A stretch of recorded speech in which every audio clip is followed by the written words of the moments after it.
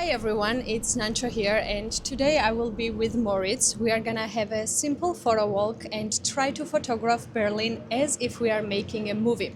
This idea of movie stills comes actually from Moritz, so I'd like you to introduce yourself, say maybe a few words about our photo walk and why movie stills hold such a special place in your heart. Thanks. Hi, Nancho. I'm Moritz. I'm a photographer from Berlin, and I like to go out and shoot the streets. And I always have the idea in the back of my mind called movie stills. So I try to find moments or scenes that could be taken from a movie. And I also released a zine, photo zine, with that motto. And I maybe continue releasing zines with that name because that's always my vision. And today we're here in Kreuzberg. We're at the beautiful Kotti, and we'll basically walk around, see what we can find. It's not the best weather for cinematography, but looking forward to the run.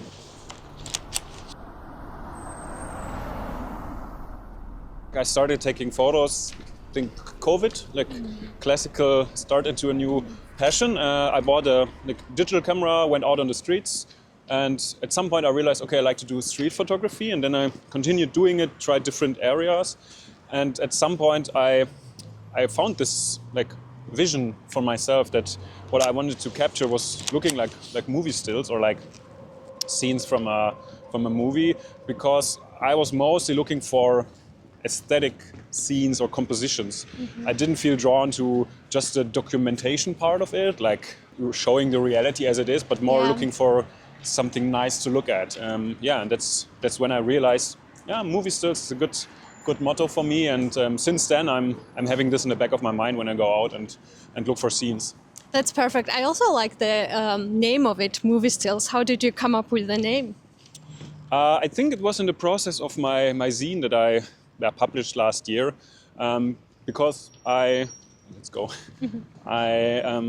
was able to travel to amazing places last year or the year before, and wanted to publish them in a consistent zine with one motto over it, but I just didn't want to say, okay, here are photos from California, from Tokyo, from Berlin, but it had to be a broader story. And then I looked at all the photos I shot and I said, they all look like movie stills, like they could be from a movie. And since then I have this idea and try to use it for the zine, but since then also for what I do in the streets.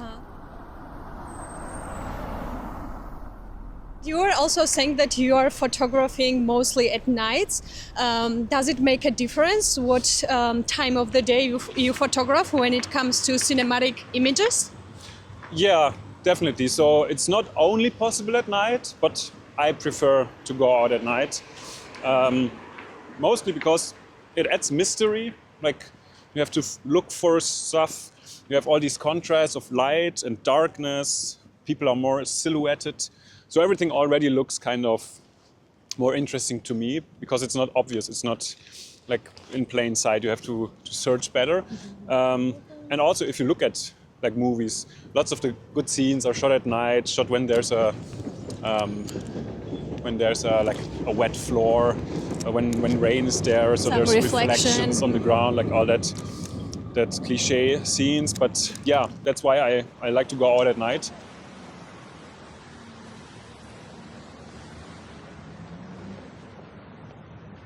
I just said that I was going to use Kodak Gold 200 for today's photo walk. And actually when I said that, I was like, I don't even know if it's a good film stock for cinematic photography, to be honest. And I felt like maybe I made the worst decision ever to bring this film stock with me. Do you have a favorite film stock when it comes to cinematic photography? And if you have, why would you choose one film stock over another? Good question. Yeah, I've already I think 1 or 2 years ago, found my love for Kodak Vision film because it's a cinema film. So it's a perfect match for if you want to create cinematic photos. They use it for like Hollywood films, for motion picture film. So they don't sell it directly at the labs or at the grocery, but there's certain like respoolers that buy the bulk rolls, and then you can buy it from them in a 35mm canister. Oh, I see. So I enjoy shooting at daylight the 250D Kodak Vision 3, or especially at night 500T. So I think 500T is my go-to stock. It's basically also the same as CineStill 800G, but like the original material. And there's like good respoolers. I buy mine from 35mm dealer here in Berlin. Nice people, and Dealer in Berlin. yeah, it's his name.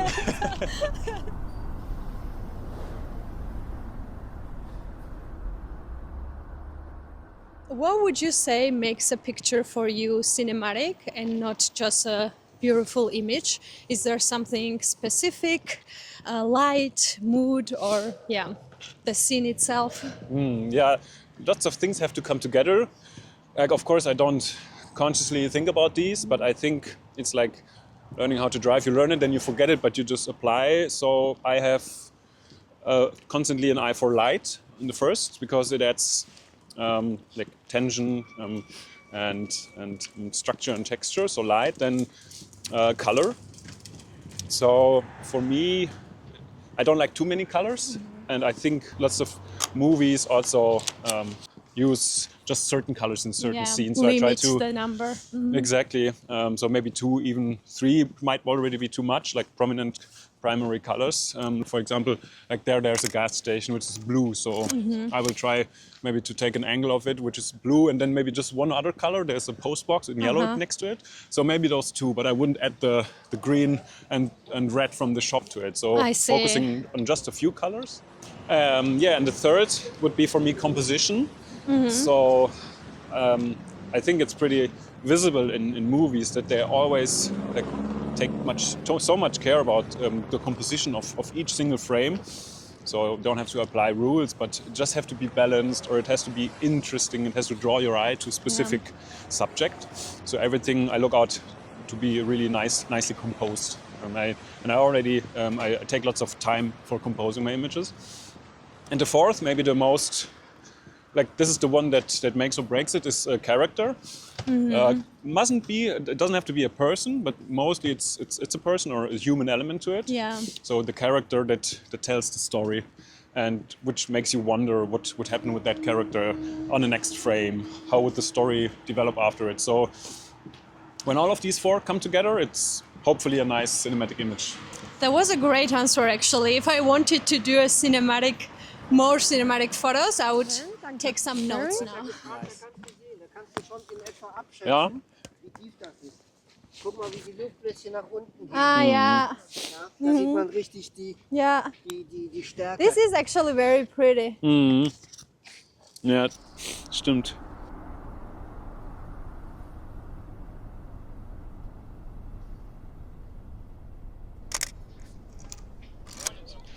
Detail shots. Detail shots, Always yeah. good to add. It was not very cinematic framing, to be honest, but it's Oh. pretty. In the end, it makes sense, mostly. Should we check out the birds? Yeah. Over there? At the edge? When you go out, do you wait for a scene to happen, or before you leave the house you already have a specific plan or specific frames in your mind you are intentionally searching for? Sometimes, yes, I have special locations or just landmarks that I want to go to take a photo, because, of course, backgrounds and locations also make for an interesting subject themselves. So then they draw me out, they make me go there. But on the other hand, every city, every corner, every street could be a potentially movie set or movie scene. So I'm trying to observe all the time if I'm out. Like I'm constantly scanning, looking around, looking above. Sometimes this can already annoy people that are with me. Like, what are you doing while you're looking up? And sorry, I saw something. So I try to be really aware of my surroundings and aware of like the people that walk here and whatever. Sometimes birds and flying nicely. So everything can be a movie, and so it's a mix. It's a mix of planning, but also just being active, walking a lot. You have to like find those moments in those scenes, and by walking more, the chances are better that you are successful. Okay, I'm gonna take maybe one pic here. They are so pretty.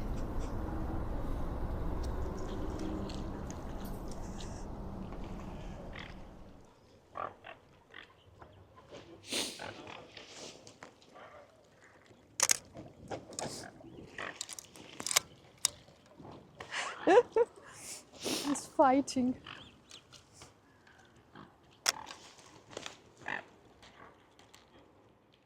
Do you think Berlin is a cinematic city, or does it feel like one for you? What would you say inspires you the most about this city when you go out?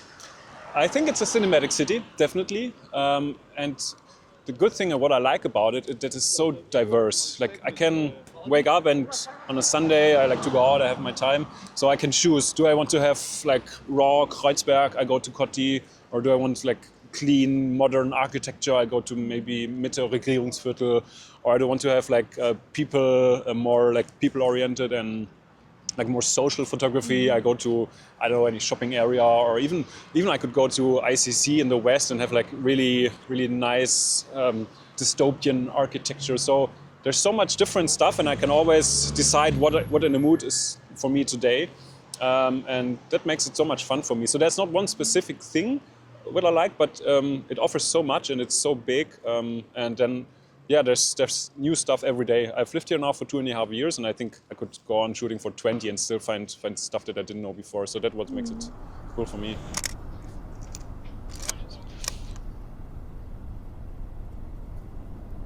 You said like you photographed photos in California, Japan, and Berlin, right, for your zine.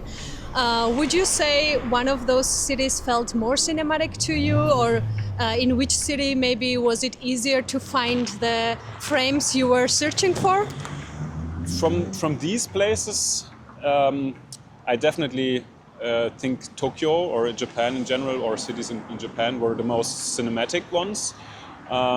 I was also able to travel to New York last year, and I enjoyed shooting there a lot as well. But in terms of what could be from movies, it's definitely Tokyo for me, because like people in Tokyo or Japan, they look all so interesting in their own way. Like they could be like salarymen in suits on the streets, Yeah. like really looking nice, or they could be like girls in school uniforms, or just regular people. They all are so interesting just to look at. Yeah. And then also people are easy to take photos of. No one really bothers. They're open, friendly. No one is aggressive or defensive if you take a photo of them. I think it's more a cultural thing as well, because cameras are so like deeply rooted in Japanese culture. And also, I like to shoot at night. So Japan or Tokyo at night is just a like dreamland for photographers. Everything is lit up. So many neon lights. Could be like small alleys with izakayas or ramen bars, or big junctions like Shibuya crossing. So there's everything. And yeah, it's pretty cinematic, to sum it up.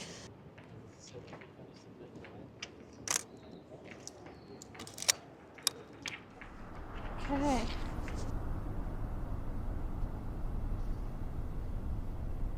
So when we talk about people who are stuck a little bit in their creative process, which I'm definitely am currently when it comes to street photography, what would you advise them? So what could they try to make their photography life a bit more interesting, and how they could see their cities in a more cinematic way? So I got actually 2 tips. One, don't get caught by the police. One is, find a camera that you like, a small one. Doesn't have to be expensive, fancy, just one that you like to use, and carry it with you every time you go out. Like, on each occasion, you don't have to go out for taking photos. You just can go out with friends or on the way to your grocery shopping, whatever. Just have the camera with you every time, because every time something cinematic can happen. You can end up at a place where you think, wow, it's a nice view and there's a nice person, it's interesting. So that you're already always ready. And the second one is more a mindset, or like an idea. Don't try to take shots, but to shoot scenes. So don't look for shots and take photos all the time, but be a little bit more patient and look for scenes which you can frame like this. I always have in the back of my mind, could it be like from a movie where I press pause? So yeah, I mostly look for scenes, not for shots. Maybe that's the biggest tip.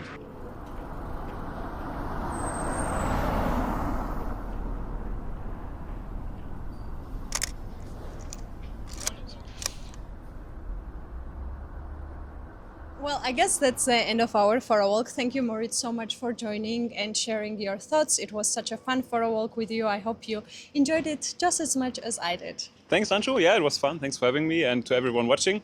yeah, hopefully see you at a vernissage on the streets or on social media. Come say hi. Yeah. And if you have any questions or thoughts, feel free to leave them down below in the comments or reach out to us on Instagram. And thanks as always for watching, and I hope to see you in the next one. Bye bye.